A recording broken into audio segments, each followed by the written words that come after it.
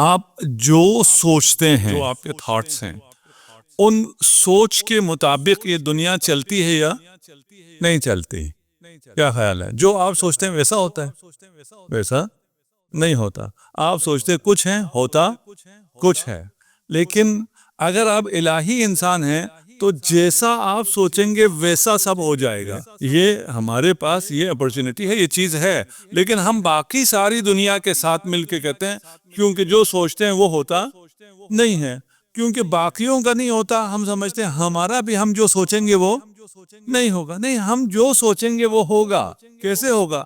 خدا کہتا ہے کہ انا عند ظن عبدی المؤمن، میرا عبد مومن میرے بارے میں جو گمان کرتا ہے میں ویسا ہو جاتا ہوں۔ اگر خدا ویسا ہو جائے جیسا آپ چاہیں، جیسا آپ کا گمان ہے، جیسا آپ کے تھاٹس ہیں خدا کے بارے میں، خدا ویسا ہو جائے تو آپ کی ساری کائنات بھی ویسی ہو۔ اس بات کو میں پہنچا سکوں، میں اس کو ایکسٹریم سے واپس لے کے آتا ہوں۔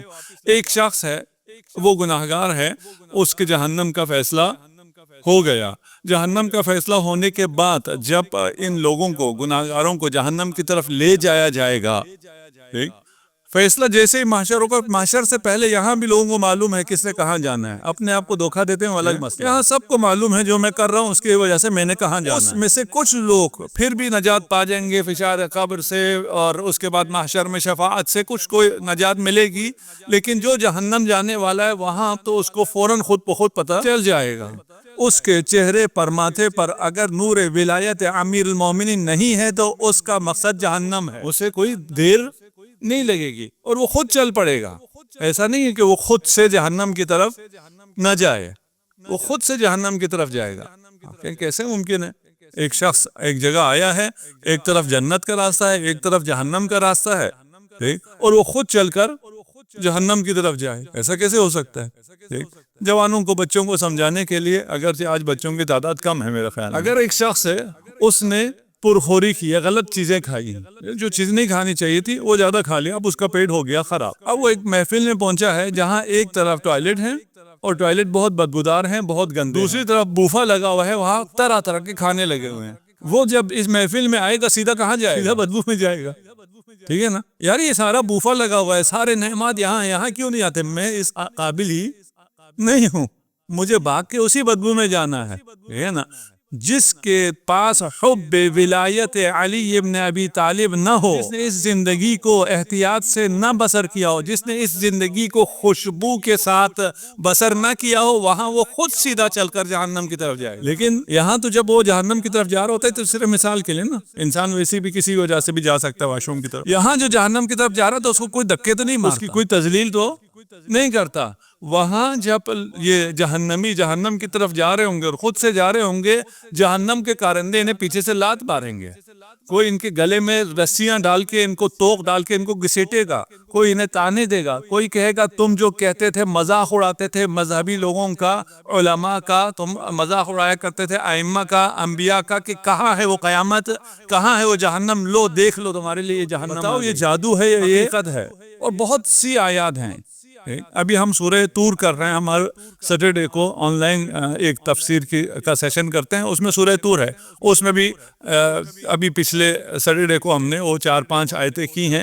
اگر آپ چاہیں، آپ آج کل تو گوگل کر سکتے ہیں، قرآن میں دیکھ لیں جہنمیوں کا کیا حشر ہوگا۔ اس جہنمی کو لے کے جایا جائے گا اور جہنم کے دہانے پر اس کو آخری لات ماری جائے گی کہ یہ جہنم میں چلا جائے، یہ مڑ کر خدا کی طرف دیکھے گا، یہ گناہگار مڑ کے خدا کی طرف دیکھے گا۔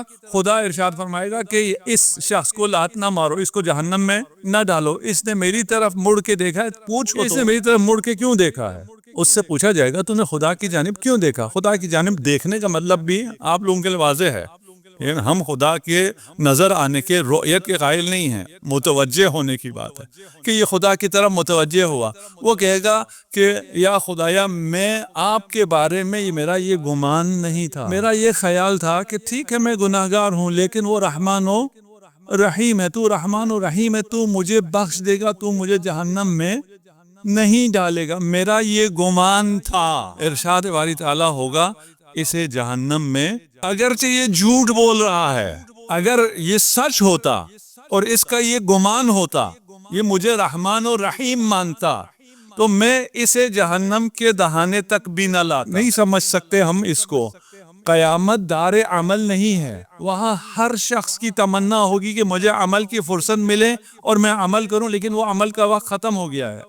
یہ وہ واحد عمل ہے جو قیامت کے دن بھی فائدہ دے گا۔ حسن ظن باللہ، اللہ کے ساتھ حسن ظن، اللہ کے بارے میں نیک گمان رکھنا، اللہ کے بارے میں اچھا سوچنا۔ اگر وہاں یہ فائدہ دے رہا ہے، یہاں کیا فائدہ دے گا؟ تم جیسا سوچو ویسا ہو جائے گا۔ تم اور ہو، تم بہت طاقتور ہو۔ ہم نے کہا نا کہ اصل طاقت ہے، قوت ہے، اور طاقت اور قوت باڈی کی نہیں ہے کہ آپ کی باڈی بہت زیادہ طاقتور ہو۔ آپ نے ابھی دیکھ لیا اپنے ہمسائے ملک میں 20 سال جس فوج کو طاقتور کیا گیا تھا، اسلحہ دیا گیا تھا، سب کچھ دیا گیا تھا، وہ 2 دن میں ڈیر ہو گئی، اس لیے کہ ان کے پاس روحانی طاقت نہیں تھی، ایمانی طاقت نہیں تھی۔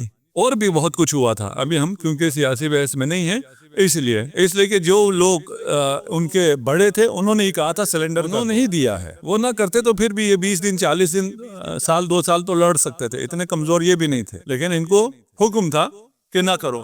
عراق کی فوج جسے اسی امریکہ نے اتنا زیادہ لیس کیا تھا اسلحہ کے ساتھ، جب داعش داخل ہوئی تو آدھا عراق انہوں نے 2 دن میں لے لیا، کوئی ان کے آگے نہیں کھڑا ہو سکا۔ لیکن ایک فقیہ نے جب ایک فتویٰ دیا تو ایک قدم داعش آگے نہیں بڑھ سکا۔ طاقت فزیکل نہیں ہوتی، طاقت ایمان کی ہوتی ہے، آپ کے روح اور روان کی ہوتی ہے۔ روح اور روان کو مضبوط کرو، تمام خوبیوں کی اساس یہ طاقت ہے، یہ روحانی طاقت ہے، یہ معنوی طاقت ہے۔ اگر یہ معنوی اور روحی طاقت ہو تو کوئی چیز آپ کو نہیں ہلا سکتی۔ انسان کیونکہ طاقتور نہیں ہوتا ہے اس لیے انفاق نہیں کر سکتا ہے، انسان طاقتور نہیں ہوتا اس لیے مہربانی نہیں کر سکتا ہے۔ وہ یہ سوچتا ہے اگر یہ میرے پاس جو ہے وہ میں نے غریب کو دے دیا تو میں کیا کھاؤں گا۔ کیوں یہ سوچتا ہے؟ اس لیے کہ اس کا خدا پر بھی حسن ظن نہیں ہوتا، اس کا اپنے اوپر بھی حسن ظن نہیں ہوتا، وہ اپنے بارے میں بھی بدگمانی میں ہوتا ہے، خدا کے بارے میں بھی